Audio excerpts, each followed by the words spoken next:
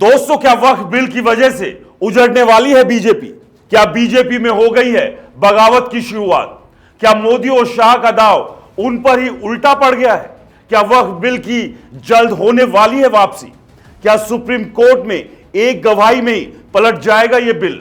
और इस सब के बीच झारखंड ने ऐसा क्या कर दिया जिसकी वजह से मोदी और शाह के पसीने छूटने लगे हैं? नमस्कार दोस्तों, मेरा नाम है राज के वर्मा और आप देख रहे हैं रिपोर्टर जी। दोस्तों, आज हम बात करेंगे एक ऐसी कहानी की जो झारखंड की धरती पर पल पल बदल रही है। यह कहानी है सत्ता की, विश्वास की और उस विरोध की जो सड़कों से लेकर विधानसभा तक गूंज रहा है। यह कहानी है वक्फ संशोधन बिल की, जिसे लेकर झारखंड के स्वास्थ्य मंत्री इरफान अंसारी ने ऐलान किया है कि इसे राज्य में लागू नहीं होने दिया जाएगा। लेकिन यह कहानी सिर्फ एक बिल की नहीं है, यह कहानी उन सियासी हवाओं की है जो एनडीए गठबंधन को झटके दे रही है, और जो जेएमएम की बढ़ती ताकत की यह कहानी है दो बड़े नेताओं की जिन्होंने एनडीए का दामन छोड़कर जेएमएम का हाथ थाम लिया। तो आइए इस कहानी को धीरे धीरे समझते हैं, तार जोड़ते हैं ताकि सच्चाई की तस्वीर साफ हो सके। धनबाद सरायढेला का कोला कुसमा एक निजी कार्यक्रम में झारखंड के स्वास्थ्य मंत्री इरफान अंसारी पत्रकारों से मुखातिब है। उनके चेहरे पर गुस्सा है और आवाज में एक ठोस इरादा। वो कहते हैं झारखंड में वक्फ संशोधन बिल लागू नहीं होगा, 1 इंच भी वक्फ की जमीन केंद्र के हाथ नहीं जाने देंगे। यह कोई साधारण बयान नहीं, यह एक चुनौती है केंद्र की इस सत्ता को, बीजेपी को और उस गठबंधन को जिसने इस बिल को संसद में पारित करवाया। दोस्तों, इरफान अंसारी यही नहीं रुकते, वो पश्चिम बंगाल का जिक्र करते हैं। कहते हैं वक्फ बिल की वजह से बंगाल में हिंसा हो रही है, लोग मर रहे हैं, हम झारखंड में ऐसी अशांति नहीं होने देंगे। यह बयान सिर्फ राजनीतिक नहीं, यह उस भावना को छूता है जो मुस्लिम समुदाय में इस बिल को लेकर उबल रही है। वक्फ बिल जो केंद्र सरकार का दावा है कि पारदर्शिता लाएगा, लेकिन विपक्ष और कई संगठन इसे अल्पसंख्यकों के खिलाफ एक हथियार बता रहा है। दोस्तों, सवाल उठता है, क्या यह बयान सिर्फ अल्पसंख्यक वोटों को साधने की कोशिश है या फिर इसके पीछे कोई गहरी रणनीति है? क्योंकि झारखंड में जेएमएम कांग्रेस गठबंधन की सरकार है और हेमंत सोरेन की लोकप्रियता लगातार बढ़ रही है। क्या यह बयान उस लोकप्रियता को और मजबूत करने का दाव है? आइए सवाल को थोड़ा और खंगालते हैं। अब कहानी में एक नया मोड़ आता है। झारखंड की सियासत में एनडीए गठबंधन को एक के बाद एक 2 झटके लगते हैं। पहला झटका ताला मरांडी, बीजेपी के वरिष्ठ नेता, पूर्व प्रदेश अध्यक्ष और 2 बार के विधायक। ताला मरांडी ने बीजेपी को अलविदा कह दिया। उन्होंने प्रदेश अध्यक्ष बाबूलाल मरांडी को पत्र लिखा, वैचारिक मतभेदों की वजह से मैं पार्टी के सभी पदों से इस्तीफा देता हूं। लेकिन यह इस्तीफा सिर्फ एक पत्र नहीं है, यह एक संदेश है। ताला मरांडी की कहानी दिलचस्प है। उन्होंने अपनी सियासी पारी 44 साल पहले जेएमएम से शुरू की थी, फिर बीजेपी में आए, वहां बड़े नेता बने, लेकिन 2024 के लोकसभा चुनाव में राजमहल सीट पर जेएमएम के प्रत्याशी से हार गए और अब इतने सालों बाद वो फिर जेएमएम में लौट आए। इसे घर वापसी कहें या सियासी मजबूरी, लेकिन यह बीजेपी के लिए एक बड़ा नुकसान है। दोस्तों, दूसरा झटका और भी चौंकाने वाला है। आजसू पार्टी जो एनडीए की सहयोगी है, उसे भी एक बड़ा धक्का लगा। आजसू के संस्थापक सदस्य कमल किशोर भगत की पत्नी नीरू शांति भगत ने पार्टी छोड़ दी। नीरू भगत कोई साधारण नेता नहीं है, वो आजसू में महत्वपूर्ण भूमिका निभाती थी। जब उन्होंने इस्तीफा दिया तो एक पत्र लिखा। पत्र में उन्होंने साफ साफ कहा, पार्टी में संस्थापक सदस्यों के परिवारों के साथ ठीक व्यवहार नहीं हो रहा। युवा नेताओं को सिखाना चाहिए कि कैसे बात करनी है, कैसे व्यवहार करना है। यह पत्र सिर्फ इस्तीफा नहीं, बल्कि आजसू की आंतरिक कलह को उजागर करता है। और फिर कुछ ही समय बाद नीरू भगत अपने समर्थकों के साथ जेएमएम में शामिल हो गई। यह सहयोग नहीं, ताला मरांडी और नीरू भगत दोनों का जेएमएम में जाना एक बड़े सियासी बदलाव का संकेत है। लेकिन सवाल यह है, क्या इसके पीछे वक्फ बिल है या फिर कोई और वजह? वक्फ संशोधन बिल एक ऐसा मुद्दा जिसने पूरे देश में हलचल मचा रखी है। संसद में यह बिल 2025 में पारित हुआ। लोकसभा में 228 वोट पक्ष में, 232 वोट खिलाफ। राज्यसभा में 128 वोट पक्ष में, 95 वोट खिलाफ। बीजेपी और उसके सहयोगी दलों ने इसे पारदर्शिता का हथियार बताया। कहा कि यह बिल वक्फ बोर्ड में गैर मुसलमानों को शामिल करेगा, संपत्तियों का डेटाबेस बनाएगा और दुरुपयोग को रोकेगा। लेकिन विपक्ष कहता है कि यह बिल मुस्लिम समुदाय की जमीन पर कब्जे की साजिश है। झारखंड में यह मुद्दा गर्म है क्योंकि झारखंड आदिवासी बहुल्य राज्य है। यहां की जमीन, यहां की संस्कृति, यहां की पहचान हमेशा से सियासत का केंद्र रही है। जेएमएम ने इस बिल का शुरू से विरोध किया।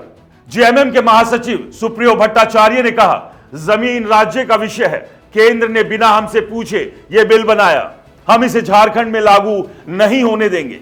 इरफान अंसारी ने तो इसे और तीखा कर दिया। उन्होंने कहा, बीजेपी अल्पसंख्यकों को बदनाम कर रही है, उनके पास ना मुस्लिम सांसद है, ना विधायक, ना मंत्री, फिर वे हमारे हितैषी बनने का ढोंग क्यों कर रहे हैं। यह बयान सिर्फ वक्फ बिल तक सीमित नहीं है, यह बीजेपी की उस रणनीति पर सवाल उठाता है जिसके तहत वो अल्पसंख्यक समुदाय को अपने साथ लाने की कोशिश करती रही है। लेकिन क्या यह विरोध सिर्फ सियासी है या इसके पीछे कोई बड़ा सामाजिक मकसद है? क्योंकि झारखंड में जेएमएम की सरकार आदिवासियों और अल्पसंख्यकों के बीच अपनी मजबूत पकड़ के लिए जानी जाती है और वक्फ बिल का विरोध करके वो इस पकड़ को और मजबूत कर रही है। दोस्तों, अब बात करते हैं हेमंत सोरेन की। झारखंड मुक्ति मोर्चा के नेता और झारखंड के मुख्यमंत्री, एक ऐसा शख्स जिसे बीजेपी ने जेल भेजकर कमजोर करने की कोशिश की थी, लेकिन जेल से निकलने के बाद हेमंत और मजबूत हुए। 2024 के विधानसभा चुनाव में जेएमएम ने 34 सीटें जीती, गठबंधन के साथ उनकी सरकार बनी और अब ताला मरांडी और नीरू भगत जैसे नेताओं का जेएमएम में आना उनकी ताकत को और बढ़ा रहा है। हेमंत सोरेन की लोकप्रियता को राज क्या है, यह समझना बेहद जरूरी है। दोस्तों, वो आदिवासियों के हक की बात करते हैं, अल्पसंख्यकों के साथ खड़े होते हैं और केंद्र की नीतियों जैसे एनआरसी, सीए और अब वक्फ बिल का खुलकर विरोध करते हैं। झारखंड में उनकी सरकार ने कई कल्याणकारी योजनाएं शुरू की। आपकी सरकार, आपके द्वार जैसे कार्यक्रमों ने उनकी पहुंच हर गांव तक बनाई। लेकिन सवाल ये, क्या वक्फ बिल का विरोध उनकी लोकप्रियता को और बढ़ाएगा? दोस्तों, क्योंकि झारखंड में मुस्लिम आबादी करीब 14% है और अगर यह समुदाय जेएमएम के साथ मजबूती से खड़ा हो जाता है तो आने वाले चुनाव में हेमंत की स्थिति और मजबूत हो सकती है। अब दूसरी तरफ की कहानी, बीजेपी और एनडीए। 2024 के विधानसभा चुनाव में बीजेपी को झारखंड में करारी हार मिली। उनकी सहयोगी आजसू भी ज्यादा कमाल नहीं कर पाई और अब ताला मरांडी और नीरू भगत का जाना उनके लिए नया सिरदर्द है। बीजेपी का दावा है कि वक्फ बिल आदिवासियों की जमीन बचाएगा। पूर्व मुख्यमंत्री रघुबर दास ने कहा, यह बिल शेड्यूल 5 और 6 के तहत आदिवासी क्षेत्रों में वक्फ संपत्तियों को घोषित होने से रोकेगा। जेएमएम इसका विरोध करके आदिवासियों के खिलाफ जा रही है, लेकिन यह दावा जमीन पर कितना असर कर रहा है? क्योंकि आदिवासी समुदाय में जेएमएम की पकड़ मजबूत है और वक्फ बिल का विरोध करके जेएमएम ने अल्पसंख्यकों के साथ साथ आदिवासियों को भी यह संदेश दिया कि वो उनकी जमीन की रक्षा करेगी। एनडीए के सामने एक और चुनौती है। उनके सहयोगी दल जैसे जेडीयू और टीडीपी इस बिल का समर्थन कर चुके हैं, लेकिन अब जब कुछ सहयोगी सुप्रीम कोर्ट में इसके खिलाफ याचिका दायर कर रहे हैं। मणिपुर में एनपीपी के विधायक शेख नरुल हसन और जेडीयू के परवेज सिद्दीकी ने सुप्रीम कोर्ट का रुख किया है। यह दिखाता है कि एनडीए के अंदर भी इस बिल को लेकर एक राय नहीं है। वक्फ बिल का विरोध अब सिर्फ बयानों तक सीमित नहीं है। रांची में ऑल मुस्लिम यूथ एसोसिएशन ने राजभवन के पास धरना दिया। मुस्लिम संगठनों ने कहा, हम सड़क से लेकर अदालत तक इस बिल का विरोध करेंगे। सुप्रीम कोर्ट में कई याचिकाएं दायर हो चुकी है। 16 अप्रैल को इस मामले की सुनवाई होनी है। यह विरोध सिर्फ झारखंड तक नहीं, कोलकाता, दिल्ली और देश के कई हिस्सों में प्रदर्शन हो रहे हैं। All India Muslim personal law board ने जंतर मंतर पर बड़ा प्रदर्शन किया। दोस्तों, ओवैसी और पप्पू यादव जैसे नेता खुलकर इस बिल का विरोध कर रहे हैं। सवाल यह, क्या यह विरोध बीजेपी को बैकफुट पर लाएगा या फिर बीजेपी से अपने फायदे में भुनाएगी? अब बात करते हैं सियासी गणित की। झारखंड में जेएमएम कांग्रेस गठबंधन मजबूत स्थिति में है। 2024 के चुनाव में उन्होंने 56 सीटें जीती। बीजेपी और उसके सहयोगियों को सिर्फ 24 सीटें मिली और अब ताला मरांडी और नीरू भगत जैसे नेताओं का जेएमएम में जाना गठबंधन को और ताकत देगा। वक्फ बिल का विरोध जेएमएम के लिए एक मौका है, क्योंकि ये ना सिर्फ मुस्लिम समुदाय को उनके साथ लाएगा, बल्कि आदिवासियों और अन्य समुदाय को भी ये संदेश देगा कि जेएमएम उनकी जमीन और हक की रक्षा करेगी। दोस्तों, लेकिन ये रणनीति कितनी कामयाब होगी, क्योंकि बीजेपी भी चुप नहीं बैठेगी। वो आदिवासियों को यह समझाने की कोशिश करेगी कि जेएमएम का विरोध आदिवासी हितों के खिलाफ है। तो दोस्तों, ये थी झारखंड की सियासत की ताजा कहानी। एक तरफ वक्फ बिल का विरोध, दूसरी तरफ एनडीए के लगे झटके, एक तरफ हेमंत सोरेन की बढ़ती ताकत, दूसरी तरफ बीजेपी की रणनीति।